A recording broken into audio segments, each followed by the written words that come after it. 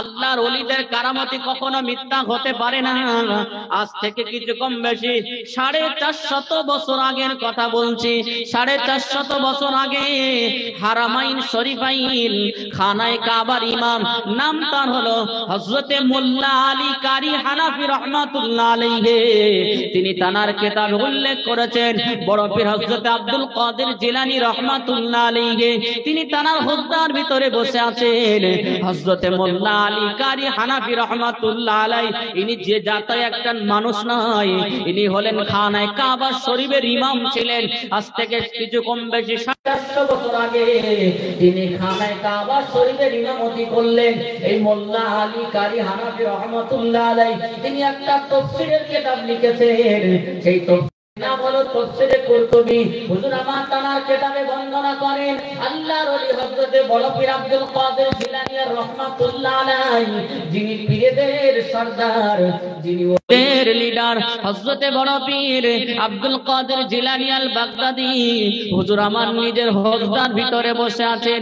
একটা যুবক হুজুরের কাছে আসলেন, ওগো আমার মুর্শিদ, ওগো আমার পীর, আমি রাতের বেলা একটা ভয়ঙ্কর জিনিস সঙ্গে ঘটে গেল।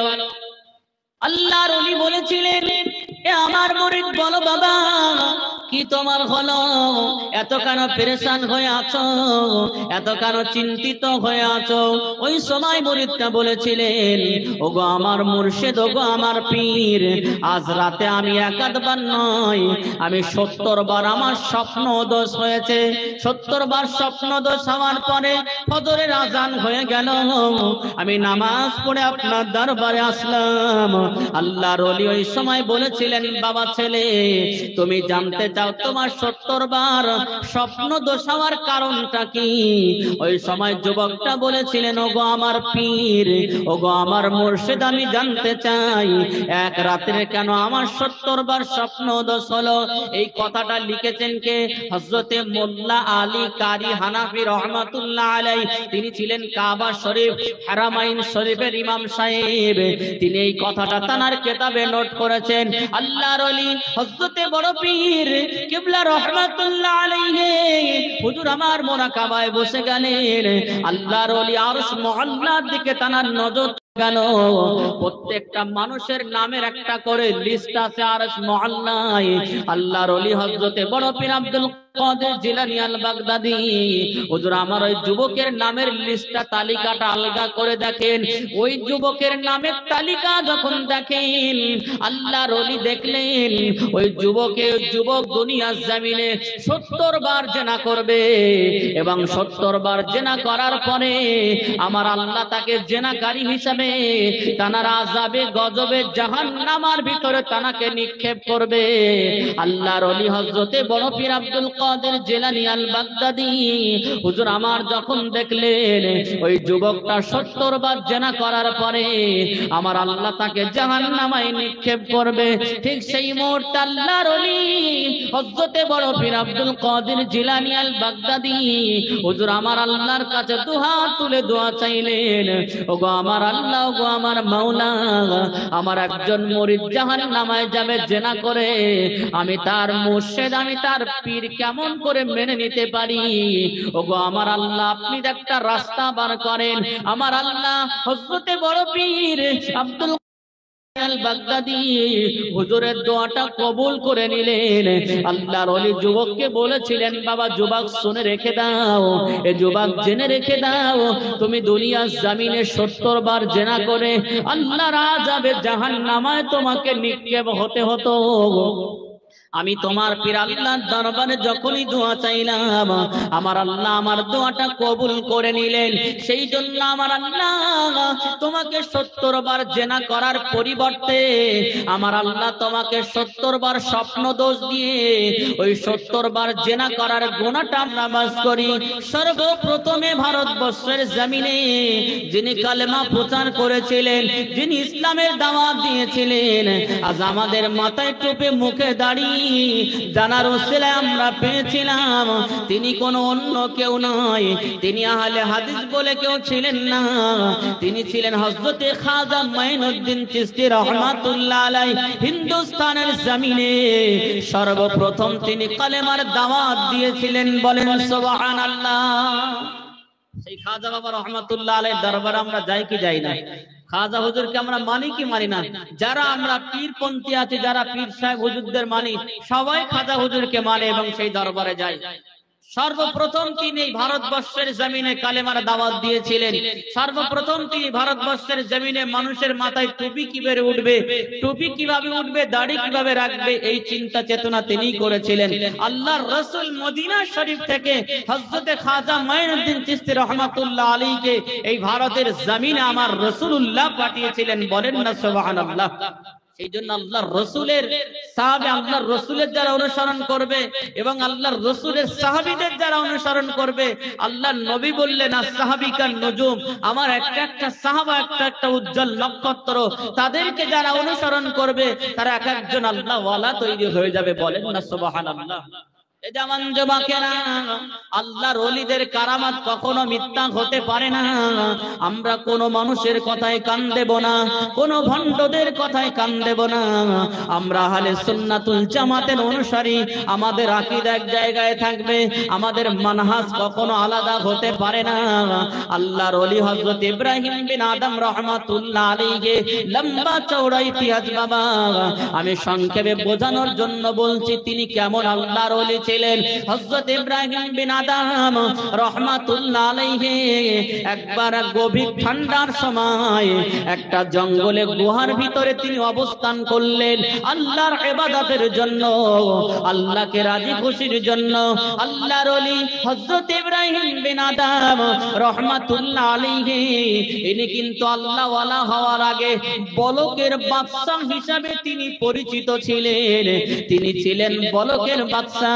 হযরত ইব্রাহিম বিন আদম আল্লাহর ওলিরা আল্লাহর যখন হয়ে যায়, কোন মানুষ যখন আল্লাহর হয়ে যায়, আমার আল্লাহ তার হয়ে যায়।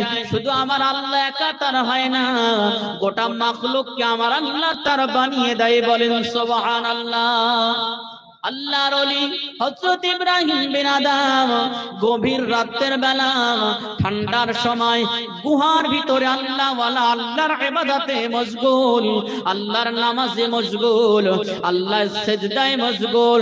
ঠান্ডার রাত্রিরে গভীর ঠান্ডার সময় হযরত ইব্রাহিম বিন আদম রাহমাতুল্লাহ আলাইহি এত ঠান্ডা তার লেগে গেছে, আল্লাহর ওলির সমস্ত শরীরটা যেন বরফের মতন হয়ে গেছে।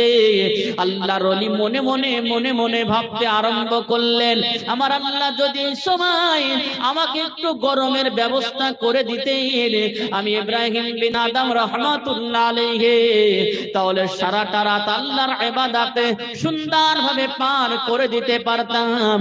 তিনি যখন ওই কথাটা মনে মনে ভাবলেন, চোখটা বন্ধ করে আল্লাহ আল্লাহ আল্লাহ আল্লাহর জিকিরে রত আছেন, আল্লাহর ধ্যানে তিনি মগ্ন আছেন। হঠাৎ করে যেন তানার গায়ে কি একটা গরমের পোশাক পরিয়ে দিলেন। হযরত ইব্রাহিম বিন আদম রাহমাতুল্লাহ আলাইহি বর্ণনা করেন, আমি চোখটা আমার বন্ধ আছে, আমি আল্লাহর ধ্যানে মগ্ন আছি, এমত অবস্থায় কে যেন আমার গায়ে একটা গরমের পোশাক পরিয়ে দিলেন। আমি ইব্রাহিম বিন আদম রাহমাতুল্লাহ আলাইহি আমি গরমের পোশাকটা যখন আমার গায়ে লেগে গেল, আমার শরীরটা একটু গরমের ভাব চলে আসলো। ঠান্ডার সময় যদি মানুষের শরীরটা একটু গরম ভাব থাকে, ওই মানুষটা বড় আরাম প্রিয় হয়ে যায়। আল্লাহর ওলি হযরত ইব্রাহিম বিন আদম রাহমাতুল্লাহ আলাইহি বলেছিলেন, আমার শরীরে যখন একটু গরম অনুভব হলো, আমি সারা রাত আল্লাহর ইবাদতে সুন্দরভাবে পার করে দিলাম। ফজরের রক্ত হয়ে গেল, আমি নামাজ আদায় করার জন্য চোখটা যেই খুললাম, আমি ইব্রাহিম বিন আদম রাহমাতুল্লাহ আলাইহি দেখতে পেলাম আমার গায়ে যে গরমের পোশাকটা ছিল, আদৌ কোনো দোকানদারের কালারের পোশাক নয়, কোন বস্ত্রালয়ের বস্ত্র নয়, কোন কম্বল বা জ্যাকেট বলে কিছু নাই। ওটা হলো একটা বিষধর অজগর সাপ, যেটা ইব্রাহিম বিন আদমের সারা শরীরটা জড়িয়ে গরম দিয়েছিলেন। হযরত ইব্রাহিম বিন আদম রাহমাতুল্লাহ আলাইহি আল্লাহর ওলি একটু তাকিয়ে ভয় পেয়ে গেলেন।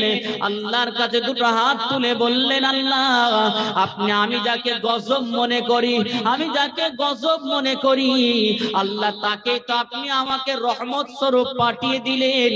আল্লাহ আপনার কুদরত বোঝা বড় দায়। বলেন সুবহানাল্লাহ। অজগর সাপ মানুষের আরাম দেবে না কামড়ে মেরে দেবে? অজগর সাপ দেখলে মানুষ সুযোগ পেলে মানুষকে কামড়ে দেবে। সুতরাং সেই অজগর সাপ আল্লাহর ওলির জড়িয়ে আছে, আরাম দিচ্ছেন, আর সেটা দিয়েছেন কি আমার আল্লাহ। জোরে বলেন না সুবহানাল্লাহ। আল্লাহ নিজেই বললেন, ওয়ালা তাহিনু ওয়ালা তাহজানু ওয়া আনতুমুল আলাউনা ইন কুনতুম মুমিনিন। এ আমার বান্দা বান্দিরা, তোমরা কমপ্লিট মুমিন হয়ে যাও। আর যে বান্দা কমপ্লিট মুমিন হয়ে যাবে, আমি আল্লাহ তার নিরাপত্তার দায়িত্ব নেব। চাই সে জঙ্গল হোক, নদীতে হোক, বনে হোক, আর বাদারে হোক, যেখানেই হোক না কেন, বান্দা যখন আমার হয়ে যাবে, আমি একা বান্দার হই না, আমার গোটা মাখলুককে আমি বান্দার বানিয়ে দেই। বলেন সুবহানাল্লাহ। সাপ দেখলে আমরা ভয় পাই, সেই সাপের দ্বারা আল্লাহ তার ওলিকে সুন্দরভাবে গরমের পোশাক বানিয়ে দিলেন। হযরত ইব্রাহিম বিন আদম রাহমাতুল্লাহ আলাইহি তিনি বুঝতে পেরেছেন কতটা আল্লাহওয়ালা না হলে, আল্লাহ প্রেমিক না হলে, আল্লাহর ইবাদত না করলে আল্লাহ কখনো এটা করতে পারে না। সুতরাং আমরা যদি আল্লাহওয়ালা হয়ে যেতে পারি, আল্লাহর প্রেমিক হয়ে যেতে পারি, আল্লাহর দ্বীন শরীয়তকে যদি বুঝে নিতে পারি, সেই অনুযায়ী চলতে পারি, নিঃসন্দেহে আল্লাহ আমাদেরকে বাঘের দিয়ে খাওয়াবেন না, বাঘের দিয়ে আল্লাহ আমাদের পাহারা দেবেন। জোরে বলেন না সুবহানাল্লাহ। সেই অন্তর, সেই মন মানসিকতা আমাদের তৈরি করার দরকার। সেটা তৈরি করার জন্য এই মুহূর্তে আমাদের কাছে কোনো নবী নেই, সাহাবা নেই। এখন আমাদের উচিত হবে ওলি আল্লাহ, হাক্কানি ওলি, হাক্কানি পীর, তাদের কাছে যাওয়া।